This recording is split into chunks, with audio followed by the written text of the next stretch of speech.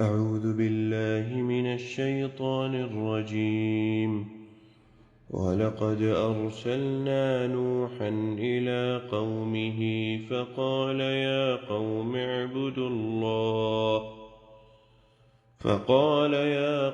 اعبدوا الله ما لكم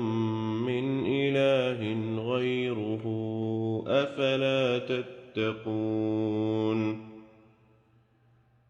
فقال الملأ الذين كفروا من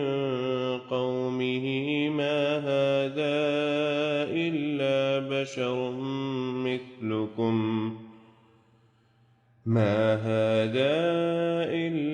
بشر مثلكم يريد أن يتفضل عليكم ولو شاء الله لأنزل ملائكة ما سمعنا بهذا في آبائنا الأولين إن هو إلا رجل به جنة فتربصوا به حتى حين. قال رب انصرني بما كذبون. فأوحينا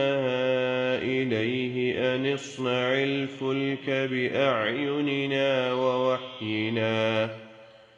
فإذا جاء أمرنا وفاردت النور فاسلك فيها من كل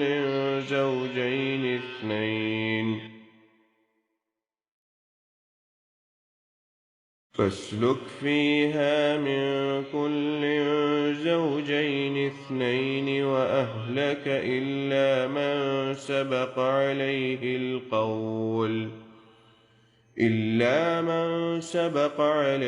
القول منهم ولا تخاطبني في الذين ظلموا إنهم مغرقون. فإذا استويت أنت ومن معك على الفلك فقل الحمد لله الذي نجانا من القوم الظالمين وقل رب أنزلني منزلا مباركا وأنت خير المنزلين.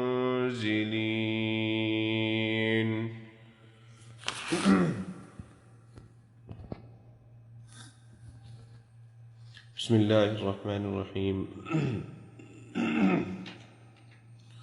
الحمد لله رب العالمين والصلاة والسلام على أشرف الأنبياء والمرسلين نبينا محمد وعلى آله وصحبه أجمعين. اللهم انفعنا بما علمتنا وعلمنا ما ينفعنا وزدنا علما وعملا برحمتك يا أرحم الراحمين. رب اشرح لي صدري ويسر لي أمري واحلل عقدة من لساني يفقه قولي.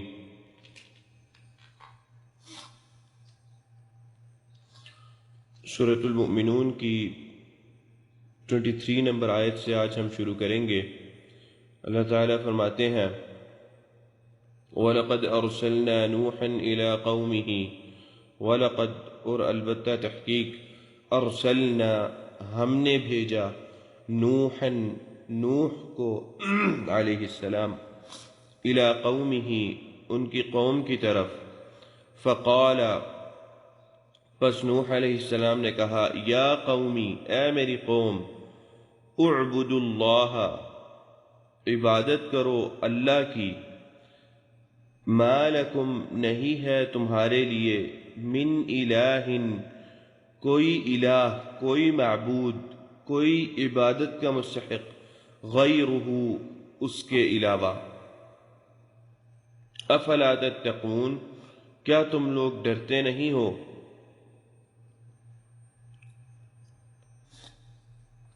اب اس آیت کے اندر نوح علیہ السلام نے اپنی قوم کو اللہ تعالیٰ کی عبادت کی طرف بلایا، یعنی توحید۔ اس سے یہ پتہ چلتا ہے کہ ایک تو نبی اکرم صلی اللہ علیہ وسلم پر جب قرآن نازل ہوا تو قریش مکہ جو یہ بات کہتے تھے کہ یہ نیا دین کہاں سے لے کے آئے ہو، یہ نئی بات کہاں سے لے کر آئے ہو، یہ ایسی بات ہے جس کا ہم نے کبھی پہلے نہیں سنا، کیونکہ کفار مکہ تو یہ دعویٰ کرتے تھے کہ ہم حنیفیت پر ہیں، جو حضرت ابراہیم علیہ السلام کا دین ہے، جس کو قرآن نے بھی یہ کہا ملت ابراہیم حنیفا وما کان من المشرکین، کہ حضرت ابراہیم علیہ السلام کا جو دین تھا، جو ان کا عقیدہ تھا، وہ حنیفیت تھی۔ حنیفیت کا مطلب یہ ہے کہ شرک سے دور ہو کر سیدھے راستے پر رہنا۔ تو کفار مکہ یہ کہا کرتے تھے۔ تو اللہ تعالیٰ حضرت نوح علیہ السلام کا واقعہ بیان کر رہے ہیں، اور مقصد یہ ہے بیان کرنے سے یہ بات اللہ تعالیٰ سمجھانا چاہتے ہیں کہ دیکھو توحید کا جو پیغام ہے یہ تو حضرت نوح علیہ السلام سے ہے، حضرت نوح علیہ السلام کے زمانے سے ہے یہ پیغام، یہ کوئی نئی چیز نہیں ہے۔ جب حضرت نوح علیہ السلام تھے، اور یہ بھی بات بتا دی کہ رسالت جو ہے، جو رسالت ہے اس کا مقصد بتا دیا کہ اس کا مقصد ہی اللہ تعالیٰ کی عبادت کے بارے میں لوگوں کو بتانا ہے کہ عبادت کس کی کرنی ہے، وہ اللہ تعالیٰ ہی ہے جن کی عبادت کرنی ہے۔ رسالت کا مقصد یہ، اور جب رسول آئے تو انہوں نے اس مقصد کو واضح کیا، اس مقصد کو لوگوں کے سامنے رکھا، اور یہ اب قریش مکہ یہ سن رہے ہیں نبی اکرم صلی اللہ علیہ وسلم سے یہ بات کہ حضرت نوح علیہ السلام جب بھیجے گئے، کیونکہ کچھ واقعات تو ان کو پتہ تھے، پچھلے جو انبیاء گزرے ہیں ان انبیاء کے واقعات کچھ پتہ تھے ان کو، نام اور باقی واقعات جو تھے وہ کچھ پتہ تھے، تفاصیل کے ساتھ نہیں، لیکن واقعات ان کا علم تھا انہیں۔ تو اس لیے اللہ تعالیٰ اس میں یہ حضرت نوح علیہ السلام کا واقعہ، اور اس میں سب سے پہلی بات کہ ان کی قوم کی طرف ان کو بھیجا گیا، اور یہ ان سے کہا گیا کہ حضرت نوح علیہ السلام نے ان کو یہ پیغام دیا کہ کسی کی عبادت نہ کرو سوائے ایک اللہ کے، اس کے علاوہ کوئی عبادت کا مستحق نہیں ہے، کوئی ایسا نہیں ہے جس کی عبادت کی جائے۔ اور یہی اسی طرح کی آیت اور اسی طرح کا پیغام اللہ تعالیٰ نے باقی انبیاء کے ساتھ بھی ذکر کیا ہے، جیسا کہ حضرت ہود علیہ السلام کے بارے میں آتا ہے وَلَقَدْ أَرْسَلْنَا وَإِلَىٰ عَادٍ أَخَاهُمْ هُودًا قَالَ يَا قَوْمِ اعْبُدُوا اللَّهَ مَا لَكُم مِّنْ إِلَٰهٍ غَيْرُهُ، کہ ہم نے عاد کی طرف ان کے بھائی ہود کو بھیجا، یعنی چونکہ ان کی قوم سے تھے اس لیے ان کا بھائی کہا اللہ تعالیٰ نے قرآن میں، اور فقال، پس انہوں نے یہ کہا یا قوم اعبدوا اللہ ما لکم من الہ غیر، اے قوم میں اللہ تعالیٰ کی عبادت کرو، تمہارے لیے اس کے علاوہ کوئی معبود نہیں ہے جس کی عبادت کی جائے۔ اور اسی طرح ثمود کے بارے میں آتا ہے وَإِلَىٰ ثَمُودَ أَخَاهُمْ صَالِحًا قَالَ يَا قَوْمِ اعْبُدُوا اللَّهَ مَا لَكُم مِّنْ إِلَٰهٍ غَيْرُهُ، اور انہوں نے بھی یہ کہا اپنی قوم سے، حضرت صالح علیہ السلام ثمود کی طرف بھیجے گئے تھے۔ اور یہ جو عاد تھے یہ لوگ یہ حضرت نوح علیہ السلام کے فوراً بعد آئے تھے۔ حضرت نوح علیہ السلام جو تھے، جو اس وقت کچھ لوگ باقی رہ گئے تھے، ان باقی لوگوں میں سے آگے جو قومیں آئیں ان میں سے پھر عاد بھی تھے۔ تو بالکل وہی پیغام تھا جو پیغام نبی اکرم صلی اللہ علیہ وسلم کفار مکہ کو دے رہے تھے۔ تو بتانے کا مقصد یہ تھا کہ اس میں تعجب کی کوئی بات نہیں کہ اللہ تعالیٰ یہ بات بتا رہے ہیں، یا یہ بندہ، یہ جو نبی اکرم صلی اللہ علیہ وسلم ہے، یہ بات کہہ رہے ہیں کہ اللہ کے علاوہ کسی کی عبادت نہ کرو۔ یہ چیز ان کے ذہن میں آتی نہیں تھی، کہ اچھا اتنے سارے کام ہیں، اتنے سارے معاملات ہیں، اتنے امور ہیں، ان کے لیے ایک ایک کیسے کافی ہوگا، کیونکہ وہ خود تو اتنے ساروں کی عبادت کرتے تھے، تو ایک اتنے سارے کام اتنے کاموں کے لیے کیسے ہوگا؟ تو یہ بتایا کہ یہ تو پرانی بات ہے، پرانے پہلے سے انبیاء کرام آتے رہے ہیں اور یہی پیغام دیتے رہے ہیں، اور اللہ تعالیٰ کا یہ مختلف انبیاء کرام علیہ السلام کے قصے قرآن میں بیان کرنا، اس کا ایک اور جو مقصد ہے، وہ مقصد یہ ہے کہ نبی اکرم صلی اللہ علیہ وسلم کو تسلی ہو، ان کو تسکین ہو، ان کا دل مطمئن ہو تھوڑا، کیونکہ نبی اکرم صلی اللہ علیہ وسلم پریشان تھے کہ میری قوم ایمان کیوں نہیں لاتی، یہ لوگ ایمان سے دور کیوں جاتے ہیں، یہ لوگ بات کو سمجھتے کیوں نہیں۔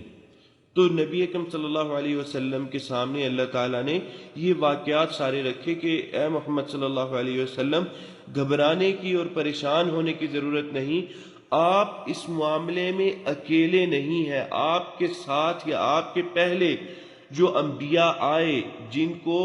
نبی اکرم صلی اللہ علیہ وسلم نے اپنا بھائی قرار دیا، نبی اکرم صلی اللہ علیہ وسلم حدیث آتی ہے، اس میں آپ صلی اللہ علیہ وسلم نے کہا الانبیاء اخوۃ لعلات،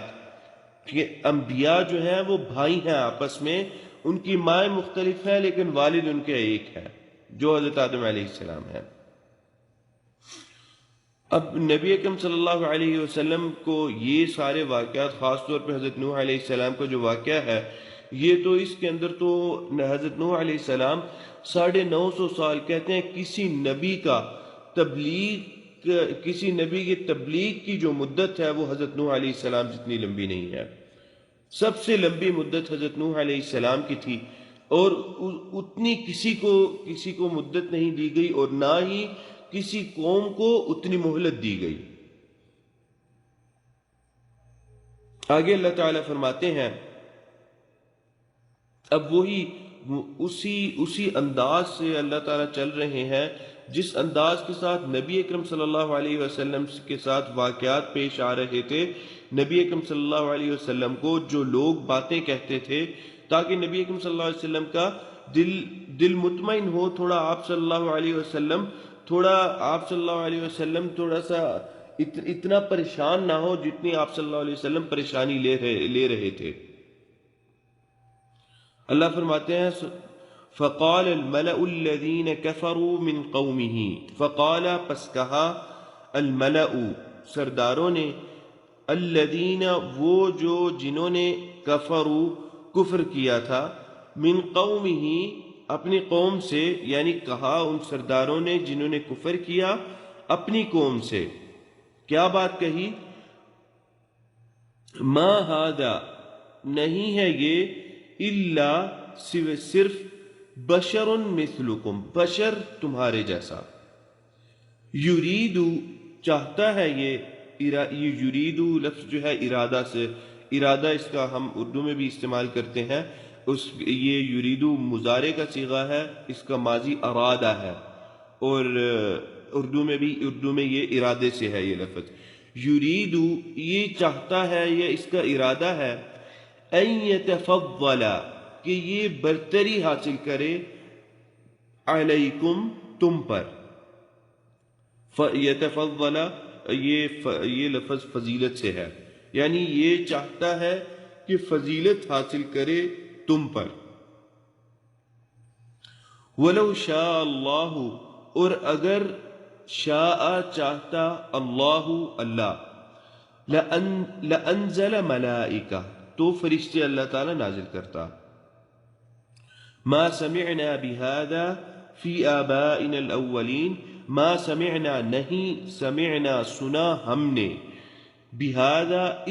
اس بات کے بارے میں، اس چیز کے بارے میں، فی آبائنا الاولین اپنے آباء و اجداد سے ہم نے کوئی ایسی بات نہیں سنی۔ اب نبی اکرم صلی اللہ علیہ وسلم کے ساتھ جو کفار مکہ اور جو سردار قریش کے تھے، وہ جو برتاؤ کر رہے تھے، اور نبی اکرم صلی اللہ علیہ وسلم سے یہ چیز آپ صلی اللہ علیہ وسلم سے کو کہنا کہ اچھا آپ صلی اللہ علیہ وسلم کو بھی یہ بالکل یہی بات کہتے تھے، ما ھذا الا بشر مثلکم، کہ یہ تو تم جیسا ایک بشر ہی ہے، اس کے اندر کوئی خاصیت نہیں ہے۔ نبی اکرم صلی اللہ علیہ وسلم سے کہتے تھے کہ اگر آپ نبی ہیں تو ہمیں کوئی خاص چیز دکھائیں، ہمیں آپ کے ساتھ فرشتے نظر آنے چاہیے۔ اس طرح کی چیزوں کا جو نبی اکرم صلی اللہ علیہ وسلم سے تھے، ان سے طلب کرتے تھے نبی اکرم صلی اللہ علیہ وسلم سے ایسی چیزیں۔ تو بالکل وہی بات حضرت نوح علیہ السلام کو ان کی قوم اور جو سردار ہیں، دیکھیں جو مخالفت ہوتی ہے وہ ہمیشہ سرداروں کی طرف سے ہوتی ہے، کیونکہ سرداروں کے ذہن میں ہمیشہ یہ بات آتی ہے کہ اچھا اب یہ ہماری کرسی یا ہمارا منصب حاصل کرے گا، یا جو یہ بات کہہ رہا ہے اس سے ہمارا منصب نکل جائے گا۔ کیوں نکلے گا اور کیسے نکلے گا؟ کیونکہ انبیاء تو سچ بات کہتے ہیں اور سچائی لوگ قبول کرتے ہیں، اور جب سچائی قبول کریں گے لوگ تو اللہ تعالیٰ کامیابی عطا کرتے ہیں۔ تو اس چیز سے وہ ڈرتے ہیں، کیونکہ انہوں نے جو اپنا منصب جس منصب تک پہنچے ہوتے ہیں وہ تو جھوٹ اور فریب کے ساتھ پہنچے ہوتے ہیں۔ جیسے کفار مکہ تھے، وہ بت جو ہے وہ باہر سے لا کے خریدتے اور پھر لوگوں کو بیچتے تھے۔ درمیان میں کفار مکہ جو تھے ان کو اس چیز کا اندازہ تھا کہ ہم یہ بت خریدتے ہیں، یہ گرتے ہیں، ٹوٹ بھی جاتے ہیں، ہم انہی کو آگے بیچ دیتے ہیں، لیکن وہ اس چیز کو، اس عقیدے کو لوگوں کے دل میں پختہ رکھنا چاہتے تھے، جس سے ان کا منصب اور جس سے ان کی تجارت چل رہی تھی۔ اس چیز کو وہ بدلنا نہیں چاہتے تھے کہ اچھا اس سے ہمارا منصب یا ہمارا جو درجہ ہے لوگوں میں وہ کم ہو جائے گا۔ اور دنیا دار لوگ جو ہیں ان کے اندر یہی بات آتی ہے، یہی چیز آتی ہے کہ اچھا یہ تو لگتا ہے منصب حاصل کرنے کے لیے اس طرح کے کام کر رہا ہے۔ کیوں یہ بات آتی ہے؟ یہ بات اس وجہ سے آتی ہے کہ انہوں نے دین کو کبھی سمجھا ہی نہیں ہوتا۔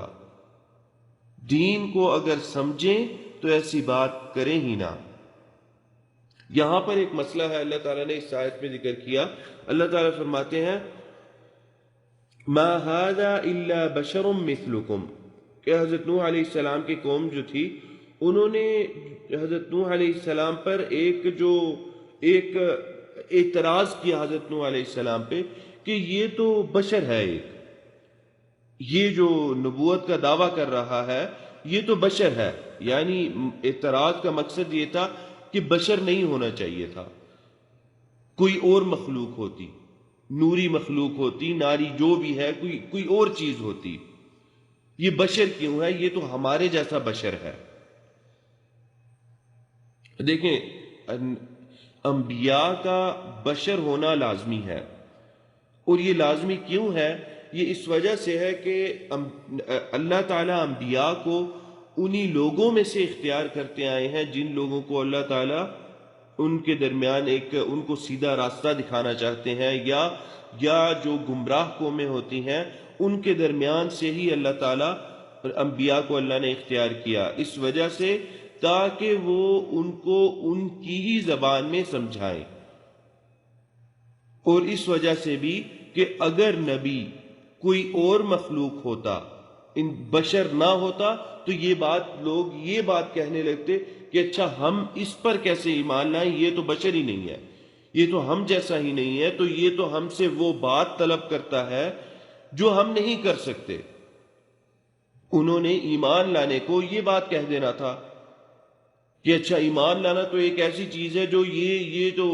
انسان ہی، بشر ہی نہیں ہے۔ اب یہاں پر ایک اور بات جو ہے وہ اس کو سمجھنے والی ہے، وہ یہ ہے کہ پچھلے لوگ جو تھے ان کا اعتراض یہ تھا کہ یہ تو بشر ہے، اور آج کے جو ہیں جو نبی اکرم صلی اللہ علیہ وسلم کے بارے میں کہتے ہیں کہ آپ صلی اللہ علیہ وسلم بشر نہیں تھے، نور تھے۔ اب نور ہونا ہی تو جو کفار تھے، جو مشرک تھے، وہ تو کہتے تھے کہ نور ہو، اگر پھر نور تھے تو پھر ایمان کیوں نہیں لائے؟ وہ لوگ وہ تو طلب کرتے تھے کہ یہ تو نور ہو یا کوئی اور ہو، یہ بشر کیوں ہے؟ تو یہ ان لوگوں کے لیے رد ہے جو یہ بات کہتے ہیں کہ جی نبی اکرم صلی اللہ علیہ وسلم بشر نہیں تھے، نور تھے۔ یہ اللہ تعالیٰ نے تمام انبیاء کو بشر بھیجا، کسی نبی، کوئی نبی غیر بشر نہیں تھا۔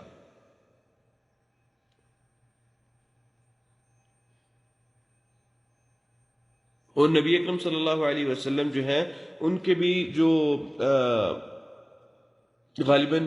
ولید بن مغیرہ تھا جو نبی اکرم صلی اللہ علیہ وسلم کے پاس آیا اور نبی اکرم صلی اللہ علیہ وسلم کو پیشکش کیا، اس نے بھی آ کے کہ اچھا آپ یہ جو نبی اکرم صلی اللہ علیہ وسلم سے پہلے جب ابو طالب زندہ تھے، ان کو کہا کہ اچھا یہ اپنے بھتیجے کو روکو، یہ کیا ہماری مخالفت میں کیوں کھڑا ہو گیا ہے؟ تو آئے، انہوں نے آ کے نبی اکرم صلی اللہ علیہ وسلم سے بات کی کہ یہ اس طرح کا جو آپ معاملہ کر رہے ہیں، جو آپ نے راستہ اختیار کر لیا ہے، اپنی قوم کے خلاف آپ کھڑے ہوئے ہیں، تو اس چیز کو چھوڑ دیں۔ لوگ آپس میں بکھر رہے ہیں، ٹوٹ رہے ہیں، خاندان جو اسلام لے آتا ہے اگر وہ بیٹا ہوتا ہے تو اپنی تمام رشتہ داروں کو چھوڑ دیتا ہے، اگر وہ باپ ہے تو اپنی باقی لوگوں کو چھوڑ دیتا ہے، تو لوگوں کے اندر پھوٹ پڑ رہی ہے۔ تو آپ یہ چیز چھوڑ دیں۔ نبی اکرم صلی اللہ علیہ وسلم نے کہا کہ اگر یہ لوگ میرے ایک ہاتھ پہ سورج رکھ دیں، ایک ہاتھ پہ چاند رکھ دیں، تب بھی میں اس چیز کو نہیں چھوڑوں گا جس کے لیے اللہ تعالیٰ نے مجھے بھیجا، یا نبوت جس کے لیے دی اللہ تعالیٰ نے، اور وہ تھی توحید، ایک اللہ تعالیٰ کی عبادت کرنا۔ پھر اس کے بعد ولید بن مغیرہ جو ہے، نبی اکرم صلی اللہ علیہ وسلم اس بیٹھے ہوئے تھے سردار، آپس میں سوچا انہوں نے کہ اچھا ہم کیا نبی اکرم صلی اللہ علیہ وسلم سے کیا بات کریں۔ تو ولید بن مغیرہ گیا نبی اکرم صلی اللہ علیہ وسلم کے پاس، اس نے بات کی کہ اچھا آپ کیا چاہتے ہیں ہم سے؟ آپ مال چاہتے ہیں؟ ہم آپ کو عرب کا سب سے مالدار آدمی بنا دیں گے۔ آپ اگر کوئی عورت سے شادی کرنا چاہتے ہیں، کسی عرب کی سب سے خوبصورت عورت سے ہم آپ کی شادی کرا دیں گے۔ کوئی منصب چاہتے ہیں تو ہم آپ کو ہمارا سردار بنا دیں گے۔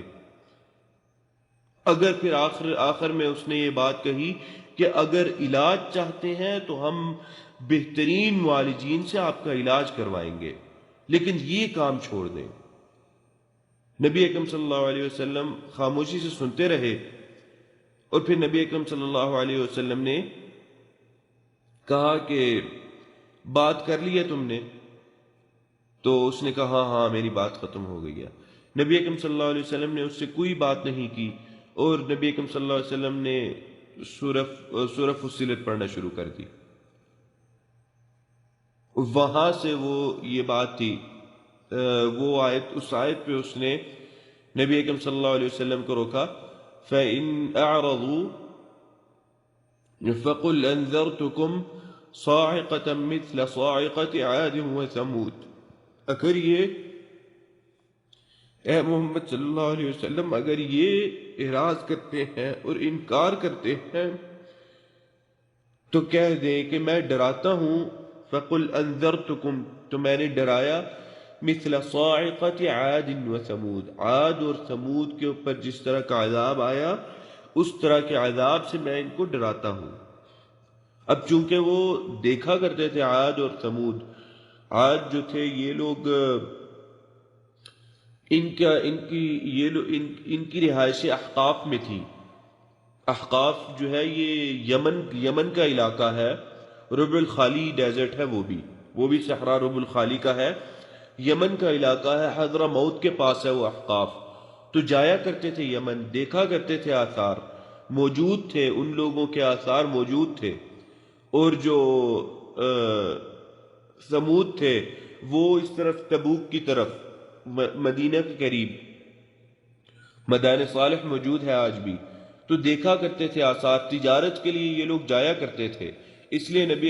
لیے اللہ تعالیٰ نے خاص طور پہ اس کا ذکر کیا۔ نبی اکرم صلی اللہ علیہ وسلم کے منہ پہ ہاتھ رکھ دیا، کہا، ولید بن مغیرہ نے ہاتھ رکھ دیا اور کہا کہ بس اب آگے نہیں پڑھنا، کیونکہ پتہ تھا ان کو، اندر سے اس چیز کا علم تھا انہیں کہ یہ نبی ہیں اور برحق ہیں، اور جو بات کہتے ہیں یہ ڈر تھا، اس کے دل میں یہ ڈر تھا کہ یہ بات اس نے کہہ دی ہے کہیں یہ بات اب سچی نہ ہو جائے، کیونکہ یہ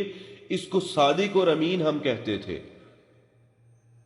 اور یہ جو نبوت کا دعویٰ کرتا ہے یہ غلط دعویٰ نہیں ہے جو نبی اکرم صلی اللہ علیہ وسلم کر رہے ہیں، اس چیز کا اندر ان کو علم تھا، احساس تھا اس چیز کا ان کو، لیکن غصہ اس بات کا تھا کہ اچھا نبوت آنی ہے تو اس پہ کیوں آئی، کسی سردار پہ کیوں نبوت نہیں آئی؟ طائف کے سردار ہیں، مکہ کے سردار ہیں۔ اللہ تعالیٰ نے پھر یہ کہا کہ یہ اللہ تعالیٰ کا اختیار ہے، اللہ اختیار کرتے ہیں جس کو اللہ تعالیٰ نے یہ فضیلت دینی ہوتی ہے، اور یہی بات ان کی تھی کہ اچھا یہ ہم سے اوپر ہونا چاہتا ہے، ہم پر برتری حاصل کرنا چاہتا ہے، اور پھر آگے خود ہی کہتے ہیں حضرت نوح علیہ السلام کے لوگ، وَلَوْ شَاءَ اللَّهُ لَأَنزَلَ مَلَائِكَةً، اگر اللہ تعالیٰ چاہتے تو فرشتے نازل کر دیتے، مَا سَمِعْنَا بِهَذَا فِي آبَائِنَا الْأَوَّلِينَ، اس چیز کے بارے میں ہم نے اپنے آباء و اجداد میں سنا ہی نہیں۔ پھر آگے کیا کہتے ہیں سبحان اللہ، ان ہوا بے شک یہ الا رجل، سوائے شخص ہے، ایک آدمی ہے، بہی جنتن، جس کو جنون ہے، جو پاگل ہے، فتربصوا به حتی حین، ایک خاص وقت تک انتظار کرو، یہ شاید یہ ٹھیک ہو جائے۔ اور نبی اکرم صلی اللہ علیہ وسلم کے بارے میں بھی یہی بات کہتے تھے۔ نبی اکرم صلی اللہ علیہ وسلم، وہ واقعہ ہے نا کہ نبی اکرم صلی اللہ علیہ وسلم حج آنے والا تھا، تو انہوں نے کہا کہ اچھا اب ہم لوگوں کو کیا بتائیں نبی اکرم صلی اللہ علیہ وسلم کے بارے میں کہ یہ کیا ہے، کس طرح ہے، تو سوچا انہوں نے کہ اچھا ہم کہیں گے کہ نہیں یہ شاعر ہے، پھر اس کا انکار کیا کہ نہیں یہ شاعر نہیں ہے، اس لیے ہم نے شاعروں کی شاعریاں سنی ہوئی ہیں، کاہن ہے، نہیں یہ کہانت بھی نہیں ہے، ہم نے کہانت بھی دیکھی ہوئی ہے، اچھا جی یہ پاگل ہے، کہتے ہیں نہیں جی یہ پاگل بھی نہیں ہے، ہم نے تو مجنون کو بھی دیکھا ہوا ہے، اچھا جادوگر ہے، یہ کہا نہیں جی یہ جادوگر نہیں ہے، پھر کہا کہ اچھا جی میں تو مجھے تھوڑا وقت دیں اور سوچ کے میں بتاؤں گا، اور اسی چیز کا اللہ تعالیٰ نے سورۃ مدثر کے اندر ذکر کیا، انہ فکر وقدر ثم قتل کیف قدر ثم نظر ثم عبث وبشر فقال ان هذا الا سحر یؤثر، اس کو کوئی بات سوچا، اس نے اللہ تعالیٰ نے ہلاکت کی دعا کی ہے اس کے لیے، سوچا بار بار اس نے سوچا، پیشانی پہ بل آئے اس کے، پھر سوچتا رہا، پھر کہا کہ اچھا یہ تو جادو ہی ہو سکتا ہے، یعنی جادو کے علاوہ ان کو کوئی بات ملی نہیں، کیونکہ شعر وہ سنتے تھے، وہ پاگلوں کو وہ جانتے تھے، کہانت وہ جانتے تھے، یہ تمام چیزیں، حتیٰ کہ جادوگری کو وہ جانتے تھے، وہ اس چیز کا اقرار ان کا دل بھی مطمئن نہیں ہوتا تھا، لیکن اس طرح کے الزامات نبی اکرم صلی اللہ علیہ وسلم پر تھے۔ اب یہ نبی اکرم صلی اللہ علیہ وسلم یہ چیز پڑھ کے یا اس طرح کا جان کے نبی اکرم صلی اللہ علیہ وسلم کے دل کو تسکین ہوتی تھی، اور نبی اکرم صلی اللہ علیہ وسلم مطمئن ہوتے کہ اچھا میں اس بات میں، اس چیز میں اکیلا نہیں ہوں، میرے ساتھ اور بھی ہیں، اور انبیاء بھی ہیں جن کے ساتھ یہی معاملہ ہوا۔ پھر حضرت نوح علیہ السلام دعا کرتے ہیں اللہ تعالیٰ سے، کہتے ہیں کہ قال رب انصرنی بما کذبون، قال نوح علیہ السلام نے ارشاد فرمایا ربی، اے میرے رب، انصرنی میری مدد کر، بما کذبون، یہ جس سے مجھے جھٹلاتے ہیں اس پر میری اللہ تعالیٰ مدد کر۔ اور پھر اللہ تعالیٰ نے حضرت نوح علیہ السلام نے دعا بھی کی اپنی قوم کے لیے، جب حضرت نوح علیہ السلام بالکل امید ختم ہو گئی حضرت نوح علیہ السلام کی، تو حضرت نوح علیہ السلام نے دعا کی اللہ تعالیٰ سے، سورہ نوح کے اندر یہ آیت موجود ہے، نبی حضرت نوح علیہ السلام کی جو دعا ہے، کہتے ہیں حضرت نوح علیہ السلام فرماتے ہیں اللہ تعالیٰ نے نقل کیا، وقال نوح ربی لا تذر علی الارض من الکافرین دیارا، بڑی سخت دعا حضرت نوح علیہ السلام نے کی، بڑے سخت نا امید ہوئے، اور اسی طرح کی دعا کی، اے اللہ اس زمین پر کسی کافر کا گھر نہ چھوڑنا، اور اسی طرح کا اللہ تعالیٰ نے عذاب جو ہے بھیجا۔ آگے حضرت نوح علیہ السلام فرماتے ہیں انک ان تذرہم، اللہ تعالیٰ اگر آپ نے ان میں سے کسی ایک کو بھی چھوڑ دیا، یضلوا عبادک، آپ کے لوگوں کو گمراہ کریں گے۔ تو یہ حضرت نوح علیہ السلام کی دعا تھی، اور اس کے بعد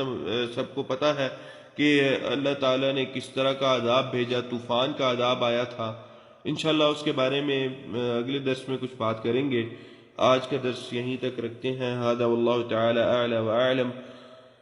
وصلی اللہ علی نبینا محمد وعلى آلہ وصحبہ اجمعین۔ قد قلت ما قلت ان صوابا فمن اللہ وان خطأ فمنی والشیطان،